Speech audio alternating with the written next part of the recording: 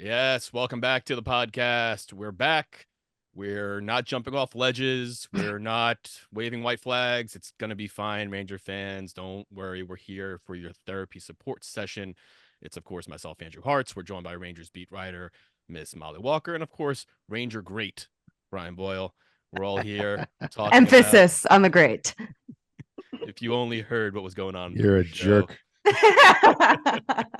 We're here to talk about these Rangers, and it's been a rough couple days, minus the shellacking they gave to the Blackhawks, the fully deserving shellacking, because the Blackhawks are not a good team, especially now that Mr. Bedard is hurt. I can talk about seeing him getting hurt when I went to Jersey the other night, but later in the podcast for that. We're here to talk about the Rangers, who are still first in the Metro. So again, positive. They're second in the East now behind the Bruins, but they've dropped to fifth in the league. With the Jets at first, which is crazy to see. But Jets are nasty. they are, man. They're First just, time in their history, right? That They're they've nasty. been in first at this state of the season. That's pretty impressive. when I was putting together the show notes and everything beforehand, and I'm like, all right, I know the Rangers aren't at first. I dropped them down. I'm like, the Jets, man. What the hell is going on in Winnipeg, man? But yeah, so back to the Rangers. Had another rough game against Vancouver. Start off strong that first period. We'll talk about it. We'll get into it now. Could have easily gone up in that period. Some great circus saves, some great circus goals. But they couldn't hang on, and despite the shootout loss or the skills competition loss over the weekend. The Rangers are now 8-7-1 since December 5th. So this is their first, I'm not going to call it a crisis, but this is a mini slump considering the way this Ranger team started off. Lots of things to discuss here, problems to discuss. Brian, we'll get into it with you first here. What's going on with this team right now? Not a great 5-on-5 team as we've discussed, but this is a slump and kind of a hit of reality that this team feels like it needed coming off of where they started the season. I didn't really like Montreal. I know there was a furious comeback. I want to start there. There was a little bit of casual play in the neutral zone, trying to advance the puck. There was several breakdowns defensively when they had full control to cause that game to turn on its head and go down 3-0. It was details. It was all just details. They have the firepower to overcome a lot. And against a team like Montreal, who you can't take them lightly, and there's no disrespect to Montreal, there's no easy games other than when Chicago dresses like $13 million up front forward for their whole lineup.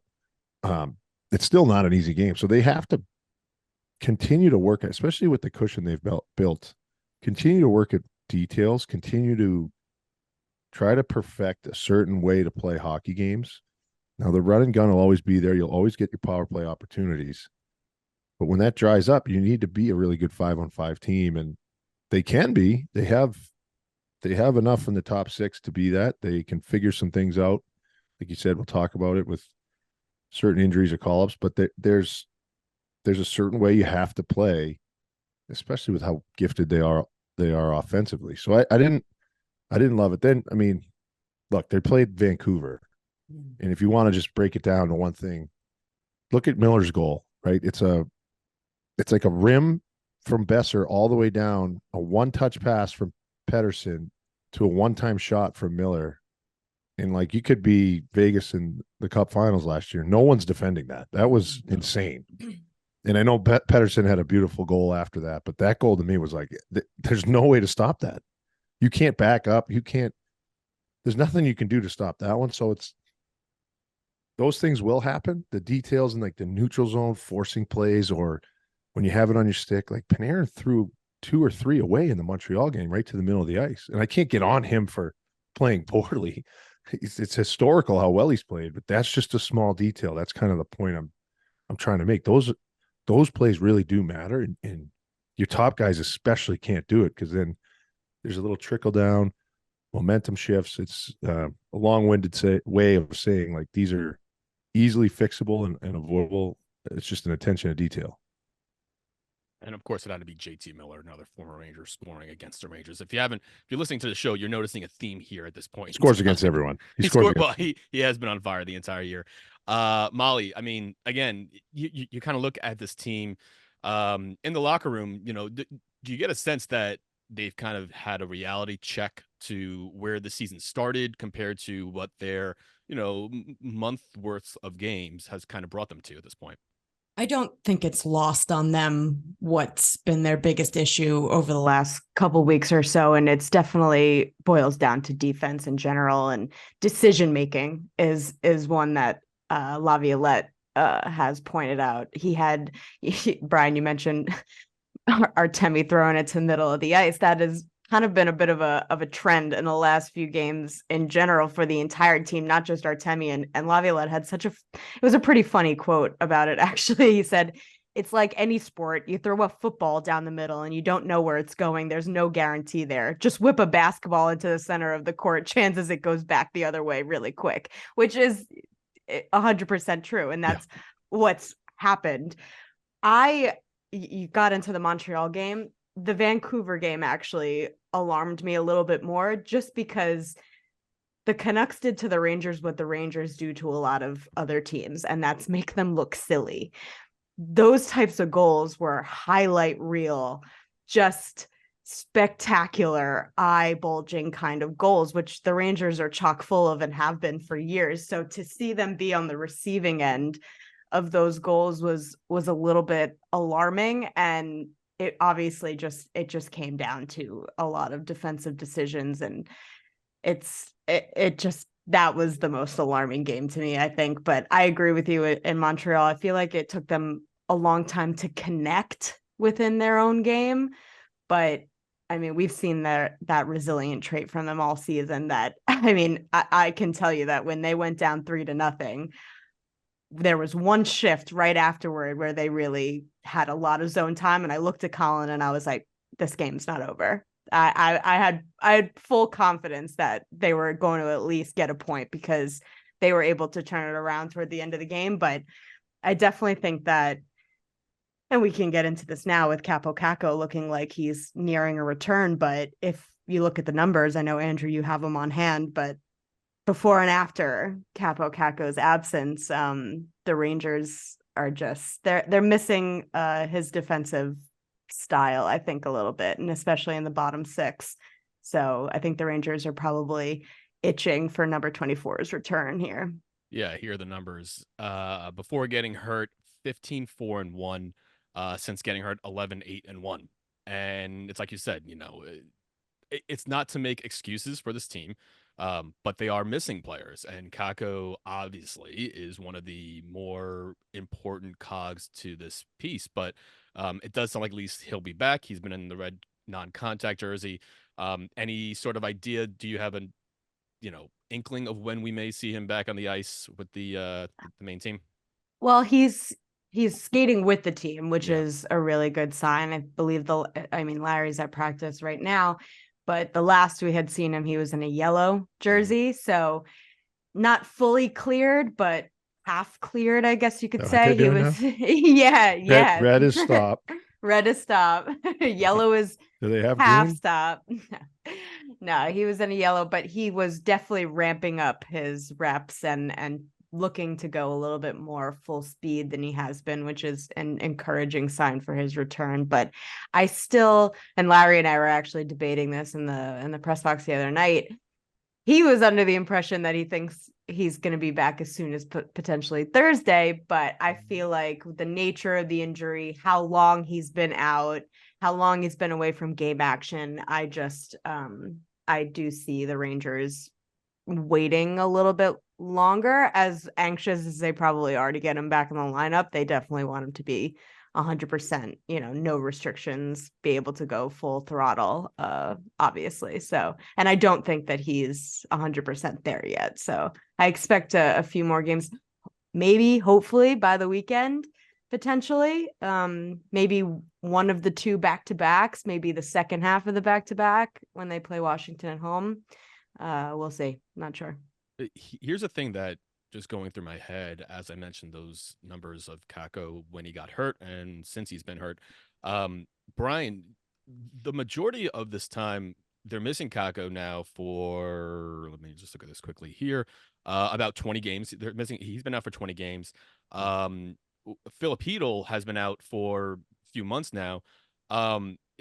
Is it alarming to you that this Ranger team that is so firepower heavy, Mika, Panarin, and then, defensive wise, Lafreniere, Keandre Miller, Trouba, is it alarming that these two guys have gone down? And I'm not saying the Rangers have fallen apart, but they've kind of taken a step back. Maybe I'm someone that just didn't realize the impact that Kakko and Hedl has on this club. Is that Well, fair? headlines, yeah, headlines are headlines for a reason. Guys get paid what they get paid in the top six for a reason. But managers know, coaches know, and even your own teammates know that you can't win with two lines. You need that. You need that depth. You need contributions, really, and however they fall out. Like, look at a football team, and sometimes as you go farther down the line, like a big special teams play can make a difference. So, like, I'm a Pats fan, and Matthew Slater is the best to ever do it, I think, and that guy won them games. And people don't. I don't know how many people know who Matthew Slater is, but I do. I mean, people might because he played almost 2 decades, and he's the man, best guy ever. But we understand as players when we're playing, everyone needs to play at their best. There's not a lot that separates wins and losses. There's not a lot that separates teams, to be honest with you. A lot of it's between the ears for some guys and some teams, what's expected of them and how they motivate themselves. Look at the Jets. But it really is so important to have guys slotted where they're supposed to be. Like, a good example last year is David Krejci comes back for the Bruins, and all of a sudden, like, you're getting 60 points from a guy. Now Charlie Coyle's playing on the third line center role, which is like, he's elite as a third line center. And you had Bergeron up top at the number 1 spot. And then your fourth line just brings that energy, and they all they simplify what their job description is. They don't have to do more than they think they have to do. They can focus on what they're supposed to do and be really, really effective. And it leads to wins. And when you have guys missing or guys have to elevate, sometimes it's a great story if it's a younger player. And now you have this guy, someone else might be expendable. If I'm a GM, I'm saying, if we need to make a move somewhere. But if you have that guy gone and somebody's playing kind of above where their high watermark is, you can survive a little bit, but it's hard, and you can win some games and lose some games. And they're 500 without a really, really important player. Now, I get that he's number 2 overall. I think last year was a good year. I thought he was going to get 30 goals this year, but man, he is an effective hockey player for this team. And I get that he's not filling the net, and people might get frustrated with that, with where he was picked, but he's important to that team. And I know Lavi wants him back as soon as he's ready. Laviolette sure tried to win with 2 lines against Vancouver. Well, you got to play what you got, and the ultimate goal is to win. But if you're not getting a ton offensively from the bottom 6 and you're trailing, that's what happens. But if you can roll 4 and they're effective, they might hold serve, right? And then you can keep your top 6 maybe for the third period, and if it's still tight, try and get a goal. But you got to play the game as it comes to you. If you're chasing goals for half the game, you're playing your top 6 probably more than you want to. Oh yeah, he put Artemi out there as much as he possibly could. But now we've got Will Cooley up on the top line on the right wing of Chris Kreider and Mika Zibanejad, which I'm very curious to see how that goes. I know that I've been saying, I feel like I've been waiting for Jimmy Vesey to get up there, but I know that it's not going to happen because they need him, to lengthen the lineup. But I do think it's interesting that he's turning to Will Cooley, and something that Laviolette has just maintained about Cooley for the entire season is he always talks about, I mean, I know every team does a lot of video, but he always references the videos, and he always says we never really show him doing anything wrong. He's never in the highlight reel packages of what not to do. And I think that's earned the trust of Peter Laviolette, and that's why we're seeing Will Cooley get the bump here. Why? He's. I'll tell you right now. That Montreal game. Oh, man on a mission. Yeah. Okay. So what did he do though? Yeah, but man on a mission. He went forward He put the puck forward. He went forward, didn't turn it over, hit guys, went to the net. He turned their game around. That line did. So you can take your pick on that line, but that line turned the game around for them in Montreal because they went in straight lines. But that's how they have to play. That's not. I'm not asking Panarin to chip it in and go run somebody. You can't.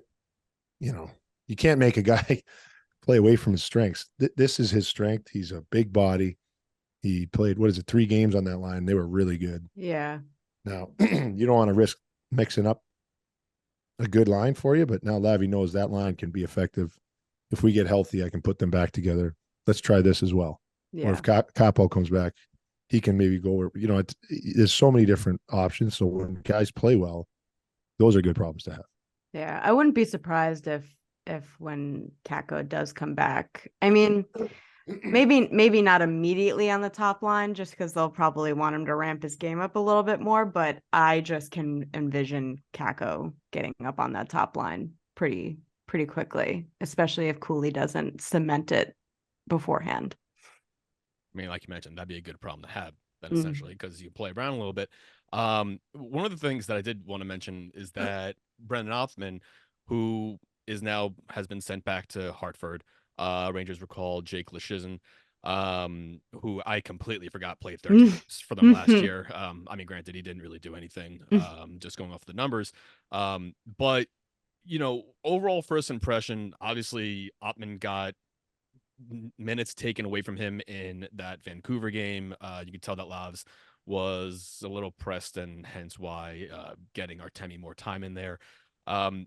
It seems like what you mentioned on the podcast last week when we were just praising Othmann, and again, there's things. This is a nice way for him to be introduced to the league and to get his first cup of coffee and taste it. But what did you think of the young gun? And then does something like that take away from his confidence as he gets sent back down? Not just being sent back down, but getting minutes taken away in a game that the head coach is trying to win. Well, I kind of thought this was how it was going to play out. There's some injuries still, but you give him an opportunity. I don't know what's going on. I can't talk. All right, we're good. You give him a chance to see what he's got, and he came out guns blazing. He was shooting everything.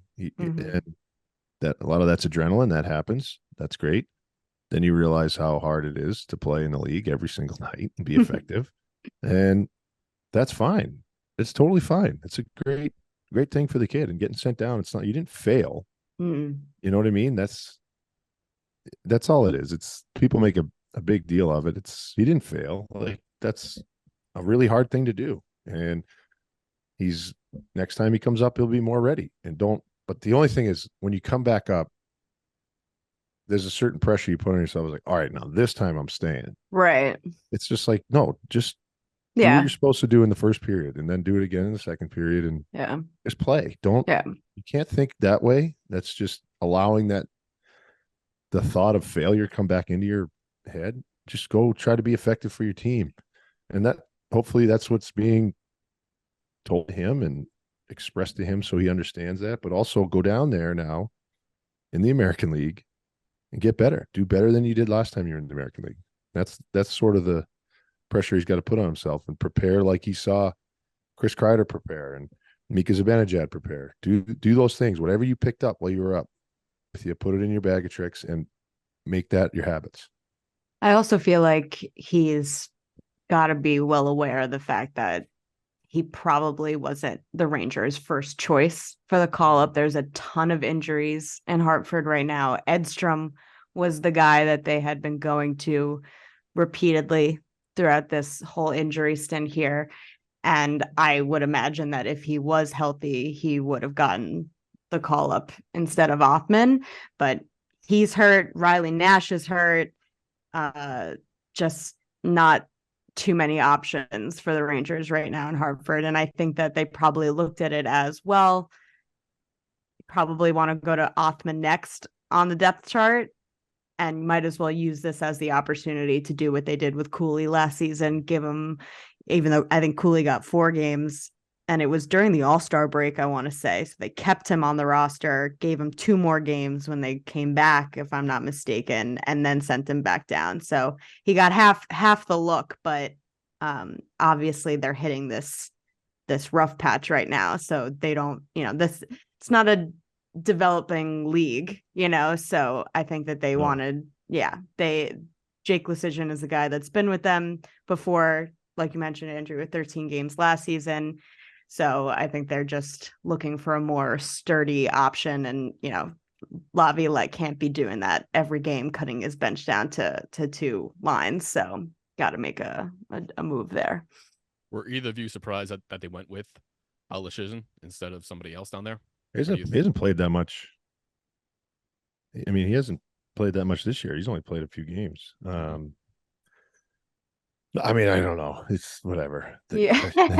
No, but it's not like it's their whole life. These guys get called up, and Othmann's not worried about if it's their first call or not. They wanted somebody up. It doesn't. No, you get your chance. That's how you get your chance sometimes. Like that. Who knows? They got scouts. They have coaches. They're going to talk to their coaches down there. It's they got a number of guys with NHL experience too. So that's what they are. They'd be bottom 6 right now. So Othmann's exciting because he's younger and he's and maybe the ceiling's higher. But I think it says more about Alex Belzile, offseason signing, who was a guy that I think they expected to be in a depth role, and he, even through training camp, never really came close to a roster spot. So the fact that they're going back to Lecision, over which they've called up an array of guys, honestly, even when they weren't playing, just to give Laviolette like a little peek of who the options are down in Hartford. I think it says more about Belzile than it does, the team in general. If I'm the Rangers and I have 2 guys that are pretty close, and one of them's Belzile and one of them's a decade younger, I'm going to bring up the younger guy. Just okay. And maybe that's not fair to him, but that's just how the whole thing works. Because it's like, this guy has this much room to grow. Now, I didn't know much about this kid. I looked him up a little bit when you said that. A lot of time in the coast, a lot of time in the American League. Now he's good. Belzile? Yeah. Oh, yeah. And you know what? And probably a limited role last year on a bad team. And no, I've heard he Montreal. I've heard he has a great story. As a reporter for the team, I've been dying for him to come up and have a role, because I've heard he has such an amazing story and a really good head on his shoulders, and he could be a contributing guy. Well, 32 years old, right? He turned pro 11 years ago, and started in Gwinnett. He was in Laval. He was in Montreal for a long time, and Quebec kid, so that was probably fun. 14 points in 31 games. Like, that's in the NHL last year. Like, he's done well. He's almost at a point a game in the American League where it's hard to score. So maybe he's just an offensive guy though, and he's not going to be a bottom 6. Yeah, maybe. You know what I mean? Lecision also just got back from injury, apparently, a long injury, and I think he's put up 3 goals and 3 assists in however many games since he's been back. So I think that caught their attention. He's got a motor on him too. Yeah. Oh yeah. So that's, if you can play 9 minutes and you're buzzing, maybe it just adds an element. Yeah. Hey, if we're going for a nostalgia factor here, Artie is down with the No. Why did we not talk about that last? Why didn't we talk about that last week? We didn't. I know. He had that goal, man. I was like, oh, Anisimav's back. I didn't even realize it. Hello, Brian. Hello. I love that guy. Okay. We'll go the next hour just talking Artie stories. Oh man, let's do it. Especially this guy is all time. Because I just watched that episode a few weeks ago of 24/7 in the Winter Classic, and I completely forgot when he had that shot, and I forgot who it was against, but he got ejected. It was against Tampa, and he did the sniper, and he got ejected. Yeah. And there's like the scene of you guys coming into the locker room after that period, and everyone is just cracking jokes at him. Meanwhile, Tort's having a conniption because you guys are down, but we won.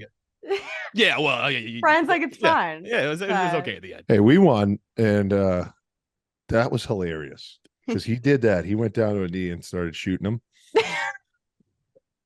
And Vinny LeCavalier, I'll never forget. Vinny LeCavalier just looks at me and looks at him and just beelines it, and I'm like, oh no! So we get dog piled in. Then we go for the draw, and Vinny keeps yelling at me. He's like, Like, that's so disrespectful. I can't believe he's shooting our goalie. And I'm like, yeah, I agree. He's like, you can't be doing that. I had to go after him. I'm like, I know. I don't disagree with anything you just did. Yeah.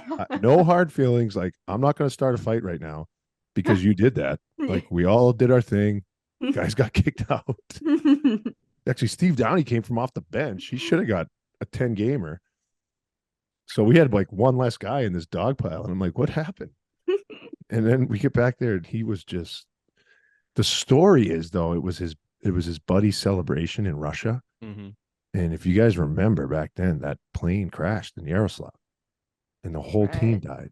Oh. And I believe he was on it. And so Artie would never do anything like this to stir anything up. You saw how upset he was by the whole thing with the footage after. He didn't understand. Yeah. And he's like, just sorted by me, guys. I don't mean to do that. And we're all like, dude, that was hilarious. It's we're fine. never gonna forget that. And we're talking about it in 2024 now, which is so funny. No one got hurt. Like it was that guy cracks me up, man. He lived in I think a studio in Yaroslav with his parents. Like they all lived in the same like room. Like he came from not a whole lot and just was, I mean, it's a great story. And he loved the game. I love that guy. I loved him. And he did well for himself. Had a great career. The only guy in the Rangers locker room now that overlapped with him is Kreider. And I actually, very briefly, a few months. So, you know, I knew I was going to write about Anisimov just because, I mean, just a great full circle moment story. So I mentioned to Kreider, I was like, did you see that Hartford signed Anisimov to a PTO? And he was like, what?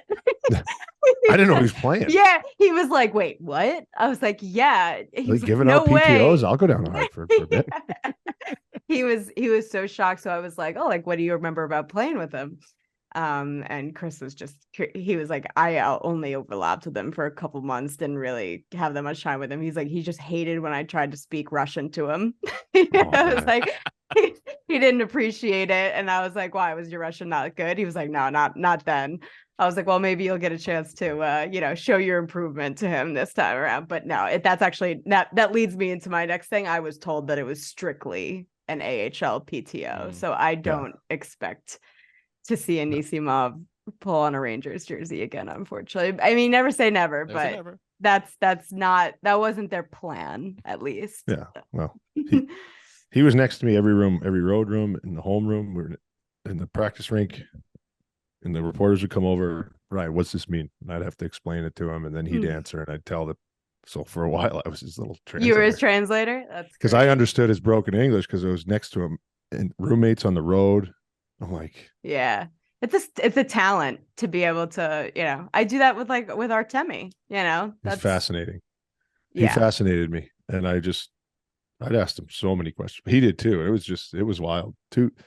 Kid from hanging with 12 siblings. He's just him and his parents. And that's what I remember. I might be wrong on that, but small family, like way different people we were good buds. Yeah. So good for him.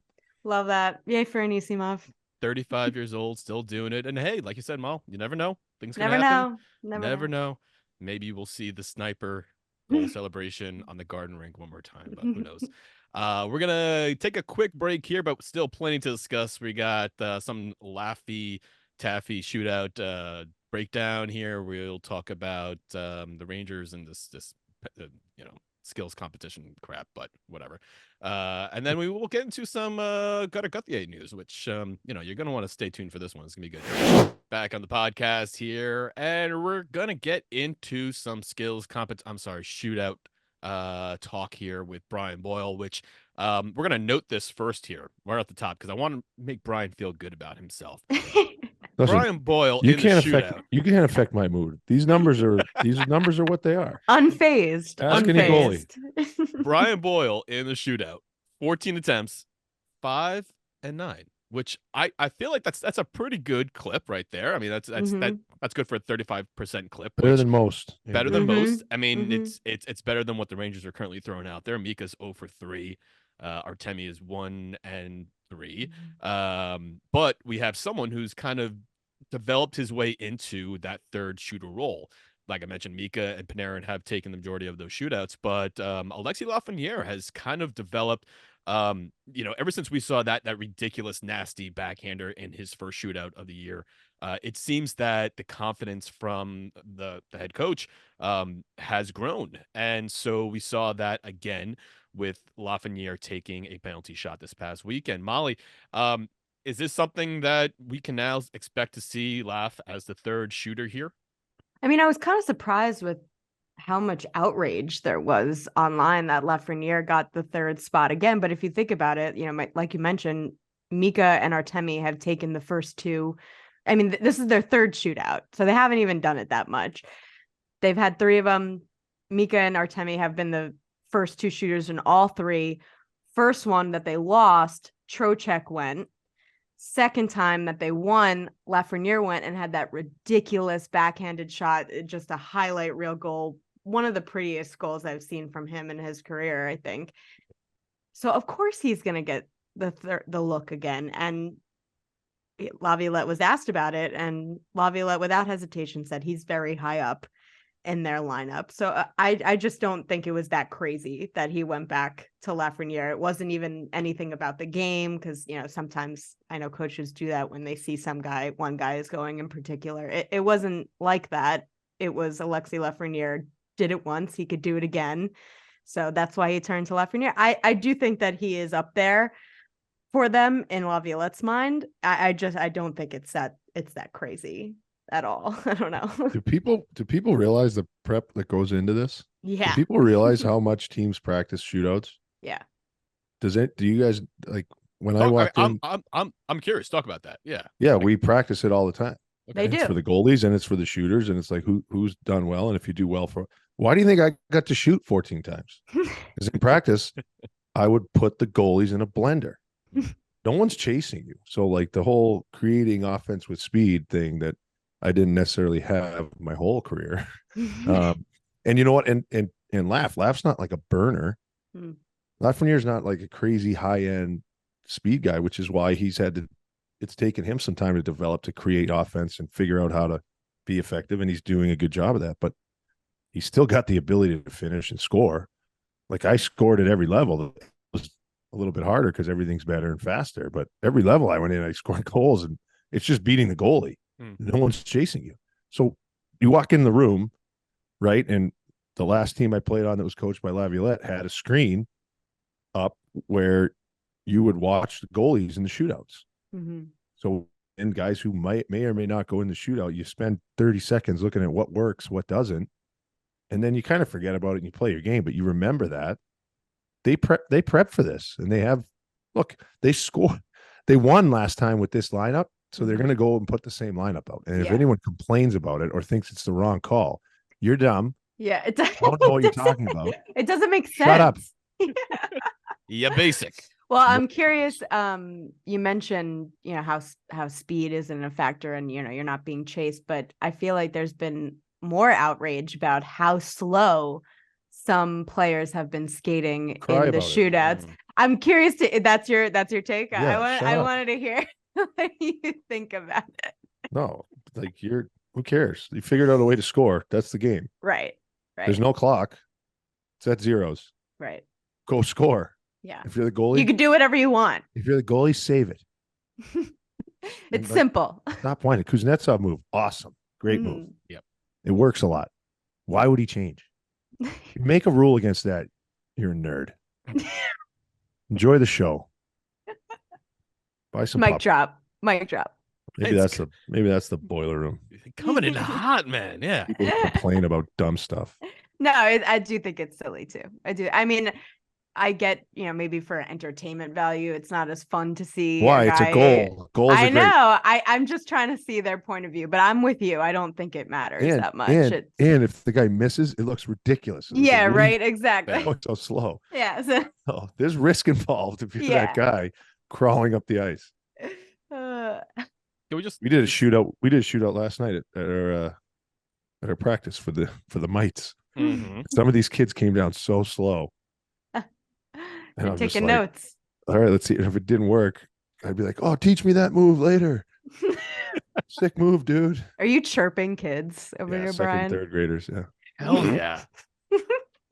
See, like I picture it like that SNL skit with Peyton Manning when he's like playing football with the Yeah. kids and he's just like spiking them with the football. He's like, God damn it. That's Brian on the ice. I picture that exactly on the ice with the kids, and you just like slamming kids into the board. I'm like, No one yes. praises them like I do, though, because they give me everything. It's give and take. It's give and They take. give me It's a everything they balance.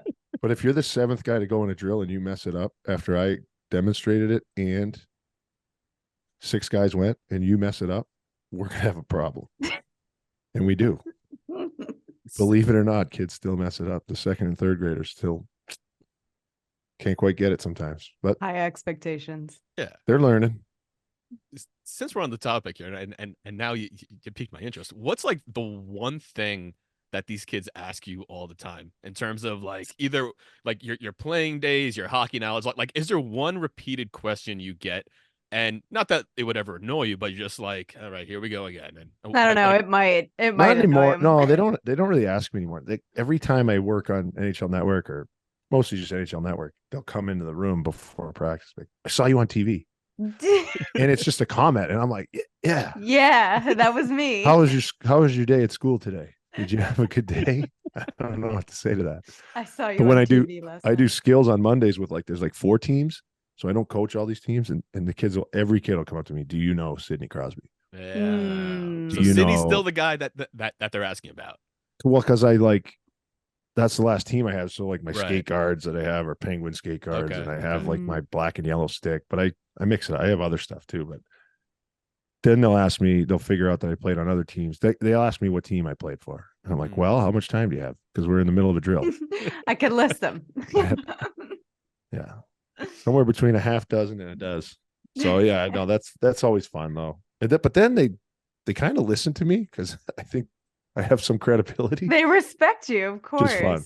Well, some of them do not, which is funny. Kicked one kid off the ice on Monday. Oh yeah. What do you do? What do you do? So we do like we work on our stride for the first 10 minutes, and there's 4 teams on the ice, so they go down the ice, and they always stop in front of the other guy and spray him with snow. Which I'm like, I let go for the first time, and then I'm like, all right, stop. And I had to tell this kid 3 times. Ooh. Because sometimes they fall, and it's literally like a bowling pins. They come flying down, and it's skate blades, and I'm like, no. Yeah, not safe. So I grab the kid, good player, and then grab him. I'm just like, come here. And I put him on the bench. I skated away for a little bit. I came back. Do you know why? He said no. And I'm like, you got to be kidding me. I told you 3 times.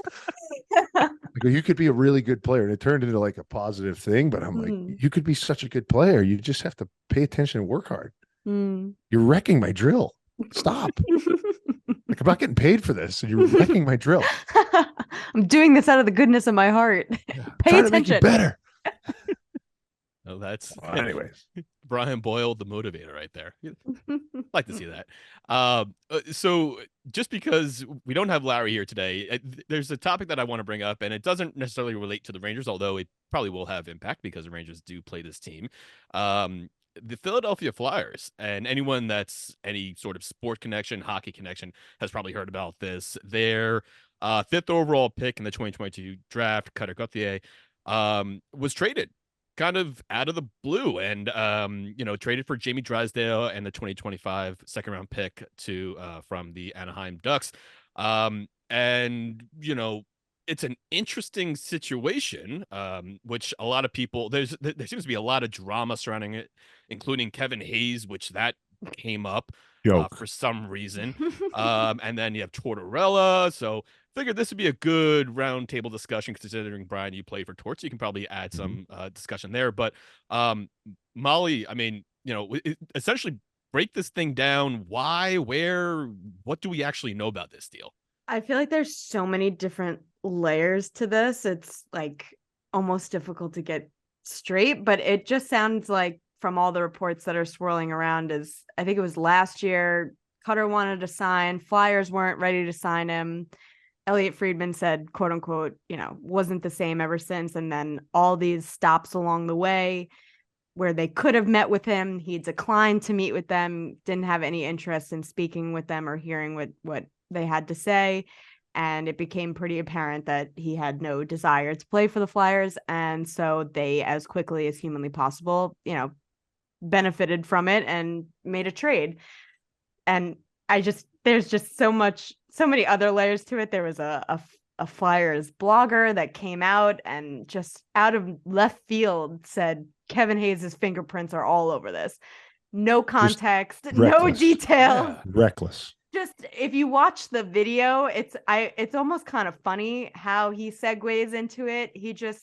There's like a long dramatic pause.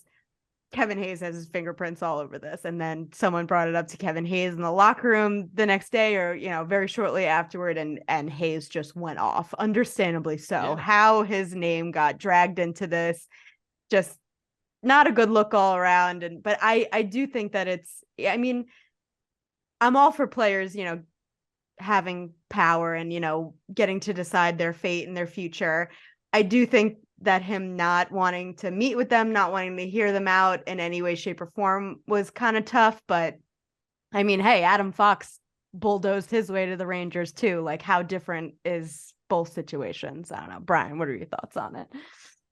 Well, so the Flyers had bonus overages last year, from what I understand, and couldn't sign him to the deal that he would have gotten, right? And he wanted to get there quick and play and burn a year of his entry level, using things and tools to his exposure that he could do to whatever most benefit Cutter Gauthier. Mm-hmm. These are things that agents do. Cutter goes and plays. Okay, he's having a great year. He had an unbelievable World Junior. Yep. A lot of teams come over for World Juniors, and the team, I'm not going to sit there in the middle of World Juniors where I'm favored to win and go sit down with an NHL team and not think about what I'm trying to do. It's like, I'm going to finish my season at BC. He's not going to leave school in the middle of the year. Right. So there's no need to talk to him now.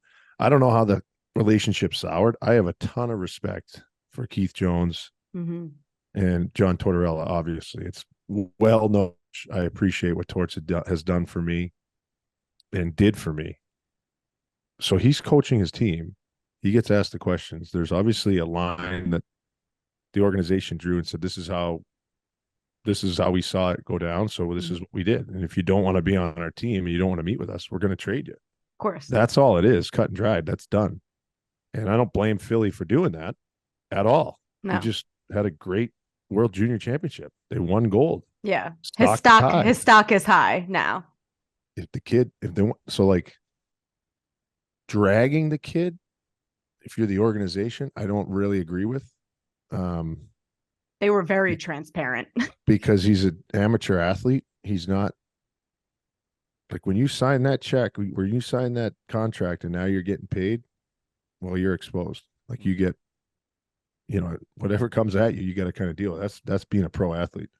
And he's not. He's an amateur athlete who was drafted. He didn't pick where he was drafted. He didn't pick to be drafted. He obviously wanted to, but that's the thing in the CBA where, you don't have rights right from the start, and then control your contract structure and all that till you're 6 years in the league or you're 26 years old, one or the other. Those are things that players don't have any power. So if he has a chance to have power, he's like, oh, I'm not signing now. I wanted to sign last year. You didn't want me. What's different? So feelings got hurt is basically it. Now, if you're the scumbag who makes something up out of thin air to try to get clicks, like, you're open for whatever comes at you. And you can't get your feelings hurt now because you started this. The things said to Kevin are abhorrent. Like, that's disgusting. These people are sickos. This is, you got a good player back and a second-round pick. Okay. It didn't work out with two players. Why is a St. Louis Blue in the mix? Because he played there last year and tied his career high in points. And then they were a crap team. So they traded him. That stuff bothered me a lot. And just the fans in general going after Cutter. And now there's ex-Flyers that love Philly and love playing in Philly. A number of guys who took offense to Cutter not wanting to play in Philly. That's fine. They love their team. Like, if guys want to badmouth former teams that I played on that I really enjoyed, Yeah, I'd probably defend my team too. I'd defend my franchise. That's the team that gave these guys a lot of what they have in life right now. But so I agree with that kind of back and forth, but you can't just like, if we don't know everything, you can't go after an amateur athlete. I don't think it's the way to go. And if you're high up in the business part of the team and suggesting people throw batteries at the kid, Oh my God. you're also a scumbag. I'm sorry. I don't know the man. You guys can find it, I'm sure, but let's grow up here a little bit. We're trying to win games. We're playing a game for a living. That's what we're talking about now. I could You could just keep going. I could No, keep going. but it's true. I mean, I do. It's kind of a bit of an unfortunate situation, and there's no way to avoid the fury that Cutter will get whenever he goes to Philadelphia. Well, that's fine. I mean, I have hey, no problem with that. If you throw batteries at him, though, you no, still that's can. that's different. I mean, I If would you I would suggest it, you're an hope idiot. I would hope that would not happen. But I mean, hey, the Flames fans still boo Adam Fox every time he touches the puck in their arena. Yeah, booing's fine because Adam Fox is nasty. Yeah, Good like player. of course they're pissed about it. Of course, If he was terrible, no one would care. yeah, It's a compliment. That's the way I look at that, it. I mean, that stuff is harmless and it's part of it, Right. and it's part of the fun of it, I think, too. Yeah. You know, that's fine. But yeah, I didn't even see the battery part, to be quite honest with you. This is I the think it first was like time I'm someone hearing high of up on the this. business CEO or something. I'm Oh making a God, mistake. that's I saw that. that's horrible. That's just Philly I fans would- have been known to throw batteries at people, so like They threw what? batteries at Santa Claus. So I mean, why would they ever stop at Cutter Gauthier? That's just this is not shocking. Well, yeah. Oh wait, and what an all-time presser from Tortorella Torts? after that. I don't know. Here's the other thing. Torts knows couldn't- exactly who Cutter Gauthier is. I couldn't tell Cutter Gauthier from a hole in the wall. And like, I saw someone I'd rather post talk on- about Jamie Drysdale. But yeah, I don't blame him for that either. He's going to get no, him in. And I loved his. Hey, did you see his press conference with when Drysdale came and practiced? No. Oh yeah. Oh, fantastic. What It was did he great. say? What did It was great. He say? Oh, he was just like, it was real. He's like, let the kid play, and then we can talk about him. Like, Yeah. can you stop? And obviously, this guy's surrounded in this whirlwind of press releases. Like, he's the guy going back. Right. He's like, what kind of storm did I just walk into? And Torts is great with that, being like, just let him play, leave him alone. I don't be an 8D at practice. I don't know where he's going to play. Right. So, I and don't know where he's been hurt. To Yeah, the quote, kid's been hurt. Like, he's got a lot of promise. Torts said, and I'm gonna curse because I have to. This is quoting. We can. That's the beauty of the New York Post. Go ahead. Oh, cool. When I didn't know that. when asking questions about Drysdale, Tortorella goes, "You're not gonna get shit out of me in a 30-minute practice." It was awesome. John Tortorella, ladies and gentlemen. Love I mean, him. that's that sounds about right. That But- checks out. But I do think he knows who Cutter Gauthier is. 100%. Of course he does, but it was still funny. It was Is that's funny. an all-time quote, an all-time Tortorella quote. There have been many, and Yeah. that one is on the list, 100%. Especially him in like the black turtleneck and everything. He looks very Yeah. evil, villainous, and like just like I'm just Well, there's- like an evil Steve Jobs. a little yeah, bit. exactly. There's He's times better. where I do miss him here just because of the entertainment. The aspect of it. entertainment value. Like, is he's the just- man. Oh God, so good. Well, we'll have to get into more Tort stories later on in the podcast, but we're gonna close up shop here. Coming up next, getting our 3 stars. All right, and that'll put a bow on episode 140 of the Up in the Blue Seats podcast, our Rangers podcast from the New York Post. Before we close up shop, we got to dish out some stars. Mollie, you go first this week. Who's your number 1 star?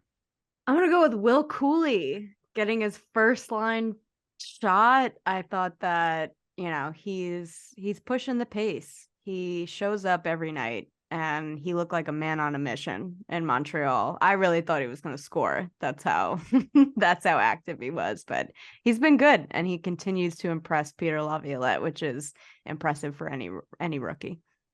I want to hear them playing in the Garden. Eminem, Lose Yourself. You have one shot, one opportunity. I feel like that'd be very For brutal. Will Cooley. Exactly. Brian, number 2 star. Who you got? Well, for Troach, sorry, you're not getting started this week because I can't give you one every week. But Laffy, couple assists, drive and play a little bit in that Vancouver game. He's opening up. I think he's taking steps, guys. Yeah. Get excited. Mm-hmm. He's taking steps. So good for him. Tough move. We'll talk about shootouts. I'll get down there and teach him. But no, he knows what he's doing. He's From chirping on the bench to taking advice. There Listen, it it's is. hockey. You're allowed to chirp. It's hockey. Real quick, in men's league, no one chirps, which drives me nuts because I'm out there chirping guys and no one says anything. So I'm like, was it not funny? Did I hurt someone's feelings? Was it not? I But thought did we're it playing not hockey land? here. Wait, is I this trip a myself half the time. beer league or like a men's league? What's the difference, Andy? That's a good. Well, I was gonna say, is there a difference? There's saw it- coolers in the locker room after the game, and it's The reason men why- playing hockey. I asked because I saw a TikTok video on my stream the other day, and it was like, "This is men's beer league hockey," and it was just dudes falling all over the place. I'm like, "This is just depressing." Oh to no! watch, Well, man. all these guys played some form of college or pro. Okay, all right. No, they're older. Little step up. That's good. We'll have to get Fun skate. some footage on here. I was eventually. gonna That'd be say, fun to I'd like a watch. highlight Yeah. reel. Yeah. You gotta have someone Yeah. taping you in the stands next time, Brian. No shoulder pads. Nice. All right. Mm. Listen, just going out. My third star of the week. I'm gonna give it to Bread, and not because he's a fantastic player, but a congratulations more so to having a bun in the oven. Yes, I saw someone tweet that. I liked it. I said it. He and his wife are expecting a child, hence why he will not be going to the All-Star game, which he fully deserves. They should still give him like an honorary jersey, make him an honorary All-Star because of the season that he's having. But congratulations to him and his wife. Probable future hockey player there. We'll see what goes on. Yeah, babies, man. Let's go. More It's babies. number 2 for him too. Again, Mhm. another one. And It's gonna catch up to you, Brian. You better watch Yeah. out. Go. Now if they're coming out 2 at a time for me. But you'll soon get in the next 20 years or so the Boyles versus the Panarins. That'd be a great Yeah. matchup. I pay money to watch that. Speaking of the All-Star game, who do you guys have going? Who do you think should go? Will go? Thoughts on that? What do you guys got? What was the question? Troach. for sure. Sorry, my flight keeps getting changed. Mollie's getting bumped all Sorry, over the place. yeah, I don't know what's going She's on. trying to dodge. Who's going to the All-Star game for the Rangers, Mal? Besides Troach. What do you think? I can see Mika getting Mika? it too. I could see him getting voted in 100%. Or even Kreider, Mika or Yeah. Kreider. I'm Anyone. also just thinking of the fan base, and those are the top 2 guys that I would. Yeah. I'm sure they would love to send them together more than anything. That would be their preference, but I don't know if that'll happen. One or the other. Well, the Rangers being one of the better teams, they should. It should be Trocheck though. Oh, 100%. Trocheck should get the look 100%. If the sweater is nice, that might be one that I have to pick up. And My mom wants it too. Have they released it yet? They- Because there's a draft. Yeah, exactly. I don't think that they've released the style yet for it either. Which I mean, we're still waiting on those. We're still waiting on the stadium series. Yeah, the Yeah. stadium series. Let's get out and sell those babies. No, I saw the Yeah, I don't Islanders know. one got leaked a couple days ago, so I thought that we'd see the Rangers one soon. But hopefully, that's Yeah. got to be coming up, I would imagine. But a discussion for another podcast. Well, see if you like mine. I'll go show it to you in the basement. Ooh, yeah, My All-Star jersey. You want to talk about that for a little while? No, I'm just We're kidding. done. We're done for today. we can tease that for next week's episode. Stay tuned for that one, folks. But we're gonna get out of here. As always, many thanks to Jake Brown for helping to produce the show. Catch up on all the episodes of Up in the Blue Seats on Apple Podcasts, Spotify, or wherever you get your pods.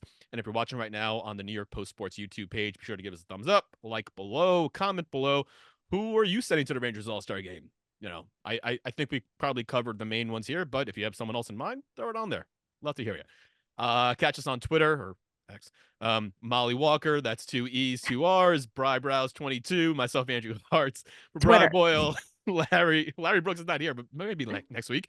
Mollie Walker, I'm Andrew Harts. Thanks for listening. As always, we'll talk to you next week on Up in the Blue Seats. Later.